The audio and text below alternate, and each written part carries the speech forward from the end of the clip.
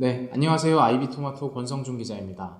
4월 말 시행이 예정되어 있는 노후 계획도시특별법으로 부산광역시 곳곳에 있는 노후 지역들의 도시정비 사업이 기대되고 있습니다.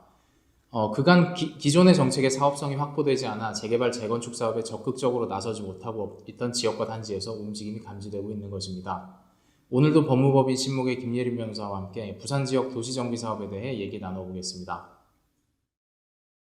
노후 계획도시특별법. 보통 일기 신도시 재건축에 관한 이야기를 할 때 자주 등장한 단어인데 어떤 법인지 설명 좀 부탁드리겠습니다. 네, 이게 처음에 이제 등장할 때 일기 신도시 특별법으로 등장을 했었죠. 그래서 기본적으로 일기 신도시 같은 경우에는 이제 지어진 지 30년이 넘어서 주거 환경을 좀 개선할 필요가 있는데, 문제는 이제 개발 수익성이 안 나온다라는 거죠. 이제 용적률 같은 것들이 평균 200%가 넘기 때문에. 그래서 일기 신도시를 어쨌든 간에 개발을 해야 되잖아요.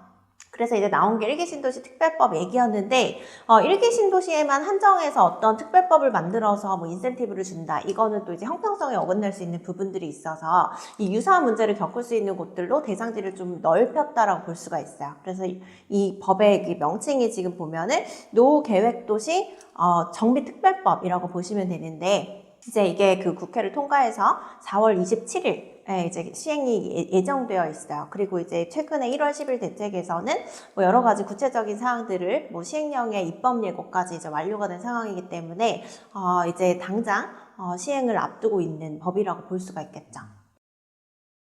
그럼 부산에서 노후 계획도시 특별법 시행으로 도시정비 사업이 추가로 기대되는 대표적인 지역은 좀 어디가 있을까요? 이 노후계획도시 관련해서는 이제 그 요건을 충족을 해야 되거든요. 그 노후계획도시가 되려고 하면은 이제 택지 개발 사업 같은 것들이 이루어진 지 20년이 지나야 되고 총 이제 100만 제곱미터가 넘어야 돼요. 그래야 이 노후계획도시 특별법에 적용을 받을 수 있는 대상지가 될 수가 있는데, 그런데 이제 처음에는 그 택지 개발 지구 내 면적만 가지고 이제 100만 제곱미터가 넘어야 된다, 그런 식으로 이제 대책이 나왔었는데, 이번에 이제 그 시행령 같은 것들이 입법 예고되면서 구체적인 사항을 보니까 뭐 인접 토지 그리고 연접 토지까지 포함해서 100만 제곱미터 넘으면 이제 가능한 걸로 나왔기 때문에 기존보다 수혜 지역이 많이 늘었어요. 그래서 대상지가 거의 전국적으로 봤을 때는 108곳 정도 된다라고 볼 수가 있고, 이제 우리나라 제2의 광역시죠. 그래서 부산 같은 경우에도 이제 수도권이나 서울 다음으로 좀 각광을 받고 있는 것 같아요. 그래서 보면은 부산에서 가능한 곳은 한 5곳 정도 이제 얘기가 나오고 있는데,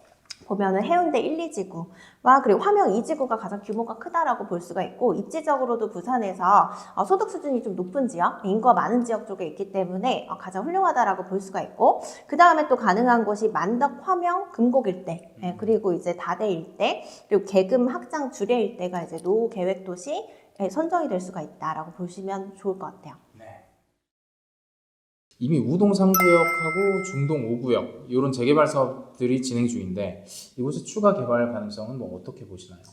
일단 우동 3구역이나 중동 5구역과 해운대 1, 2구역, 1, 2지구는 조금 그 위치가 떨어져 있다라고 볼 수가 있어요. 그래서 이제 개발 가능성이 있다라고 볼 수가 있는데, 이 해운대를 가보신 분들은 알겠지만 사실 재개발, 재건축이 활발하게 일어나고 있지는 않아요. 왜냐면은 이 입지적으로 훌륭하고 뭐 여러 가지 조건들이 잘 갖춰져 있지만 할 만한 곳이 많지는 않거든요. 그렇기 때문에 굉장히 좀 제한적으로 이루어지고 있는데, 사실 해운대 1, 2 택지지구 같은 경우에는 여기 만약에 노후계획도시 특별법에 적용이 된다라고 했을 때는 좀 대규모 개발이 가능한 장점들이 있겠죠.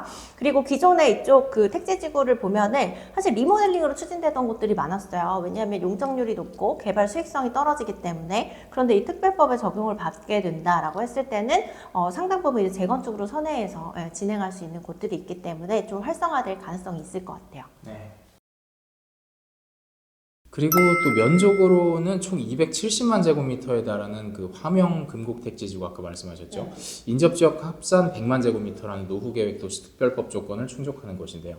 이곳에서도 재개발 재건축 사업이 활발히 진행되고 있는데 어떻게 보시나요?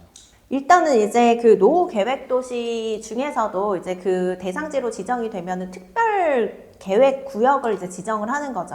그래서 이 특별 계획 구역 내에서는 뭐 조례나 뭐 이런 것들에 다 용도 지역에 따라서 용적률이나 건폐율이 정해져 있잖아요. 그럼에도 불구하고 이제 특별 계획 구역으로 지정이 되면은 특별하게 좀 그 인센티브를 줄 수 있는 구역이 된다라고 볼 수가 있어요. 그래서 용적률 같은 경우에도 좀 높여줄 수 있고, 건폐율도 뭐 조례가 있더라도 그보다 더 높은 이제 상한 용적률이나 이제 그 건폐율을 받을 수 있다라고 보실 수가 있겠는데, 뭐 이것 같은 경우에도 택지 면적으로 봤을 땐 270만 제곱미터가 넘잖아요. 그래서 상당한 규모의 이제 재개발 재건축 사업이 가능해질 거다라고 보이고, 그리고 이제 이런 인센티브 같은 것들을 좀 부여를 받을 수 있다라고 하면은 개발 수익성을 높일 수 있는 부분들이 있기 때문에 이제 속도가 더 빨라질 수밖에 없겠죠. 네.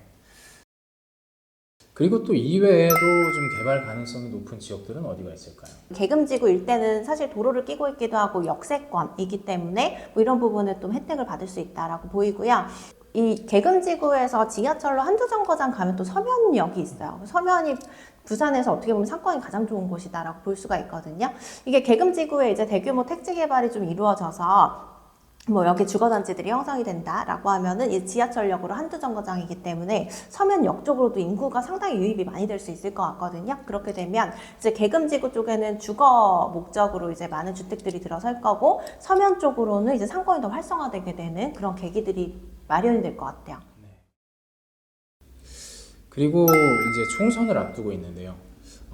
부산 지역의 총선에 출마한 후보들을 보면은 각 공약들마다 재개발 재건축이 핵심 공약인데, 총선 결과에 따라서 또 바뀔 수 있는 부분이 있을까요? 그런데 사실 이제 그 노후계획도시 특별법 관련해서는 이미 법이 국회를 통과했어요. 그러다 보니까 이제 총선 결과에 크게 영향을 받지는 않는다라고 볼 수가 있고, 사실 이제 노후계획도시 특별법이 필요한 거는 그 합의가 됐다라고 보이긴 하거든요. 왜냐면 이게 노후계획도시 같은 경우에는 어쨌든 간에 이제 노후화가 많이 되고 건물들이 주거 환경이 나빠지면서 개발 필요성이 있는데 이 개발을 위해서는 사실 개발 수익성을 높여줄 수밖에 없는 부분들이 있어서 이런 부분에 있어서는 여야가 어느 정도 합의가 이루어졌다라고 볼 수가 있기 때문에 큰 영향을 받게 될 것 같진 않아요. 네, 오늘도 법무법인 신무의 김예린 변호사와 함께 부산에서 기대되고 있는 재건축 재개발 사업에 대해서 이야기 나눠봤습니다.